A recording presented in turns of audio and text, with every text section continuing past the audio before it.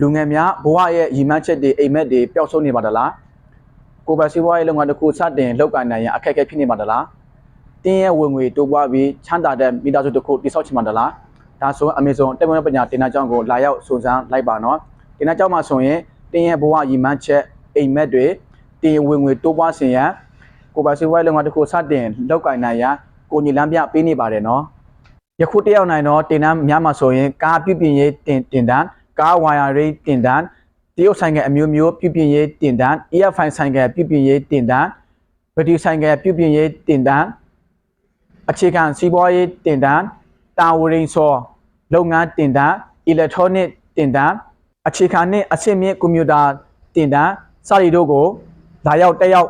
တင်ကြားနိုင်ပါတယ်တင်တန်းကျောင်းမှာဆိုရင်ဝါရင်ဆရာများကလည်းတဦးချင်းကိုစာတွေ့လက်တွေ့အသေးစိတ်အတက်တင်ကြားပေးနေပါတယ်တင်တန်းကျောင်းဖွင့်ရတဲ့ရည်မှန်းချက်ကတော့လူငယ်များအလောက်ကန်ရရှိပြီးကိုယ်ပိုင်ဆိုင်နဲ့ကိုယ်ပိုင်ဝင်ငွေ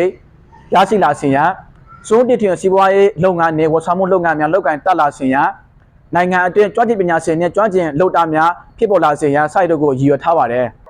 တင်နန်းကျောင်းရဲ့တည်နေရတော့မြင်းကျနာမျိုးစီတာပူရောက်ွယ်ကုန်နေကုန်ချကားချီကွင်းအနည်းတွေရှိပြီးဆက်တွေ့ရမယ့်ဖုန်းနံပါတ်ကတော့3993636085 399060 20တို့ကိုအသေးစိတ်မေးမြန်းဆက်သွယ်စုံစမ်းနိုင်ပါတယ်။ဒီ Facebook page တွင်လည်းအသေးစိတ်မေးမြန်းစုံစမ်းနိုင်တယ်လို့